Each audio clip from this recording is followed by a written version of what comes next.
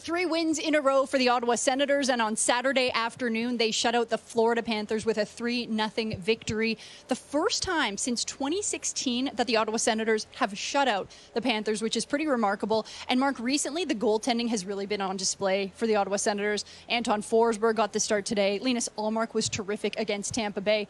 What do you attribute this recent amazing goaltending to? Well, it's hard to pinpoint one specific thing, especially when you're getting into a mind of a goaltender, but I think a lot of it is just maybe Ottawa's poor defensive play in the last 2 games have really relied heavily on these 2 goaltenders. So for Anton Forsberg tonight, he had a workload, 41 shots on goal, and he had to do the job, and he was sharp. I mean, for me, a lot of the small details, he looked very comfortable. Sure, the defense did a great job at perhaps eliminating the odd extra chance, but he was squared up, he was confident, he was making right decisions, and never really looked like he was overtaxed. I mean, it was terrific. So this is exactly what you need when you're a little banged up. No Brady Tkachuk. Some of the defensemen are a little perhaps banged up as well and injured right now, but playing through it. So you need your goaltenders to step up, and they're peaking at the right time now. So Claire, you had a great chat with them after the game. It was a nice little insight into Anton Forsberg. Anton, you guys just beat the defending Stanley Cup champions, and for you, your 4th shutout of the season. How would you describe this win? I mean, obviously, feels really good to beat a good team.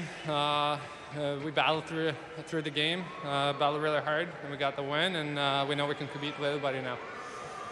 In your last 2 starts, you've stopped 75 of 76 shots. What's been the key to your consistency?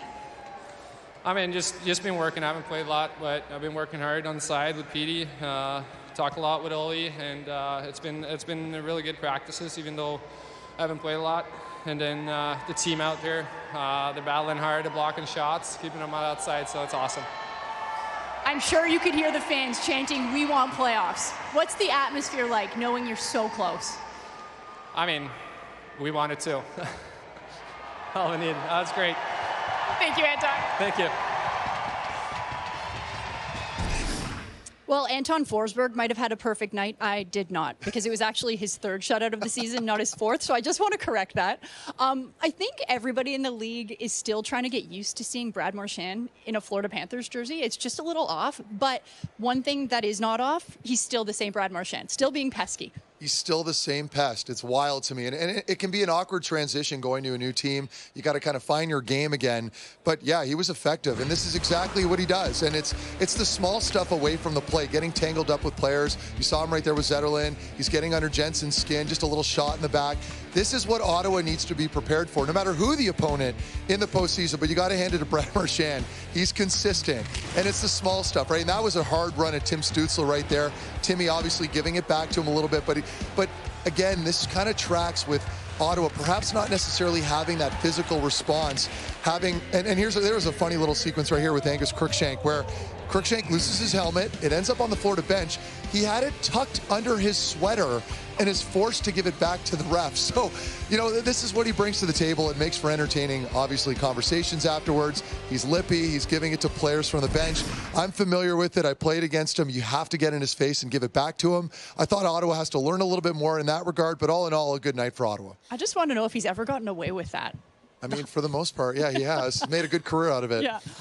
We had a really cool night tonight because linesperson Derek Nansen was linesmaning his very last NHL game, 23 years as a part of the National Hockey League. And this was game 1,470. He's from Carp. He refereed his first game in Canada. We had a photo in the broadcast of him just as a little linesperson. And here he is, just getting a lot of respect from the coaches, the players. Brady Tkachuk was on the ice after the game, giving him an honorary Senators jersey. You know what the relationship is like between referees and linespeople. Just what can you say about his career, and also your relationship with players? What people don't understand is that these guys prepare just like players do. I mean, they're skipping with skip ropes, doing full stretches before games, getting into a sweat.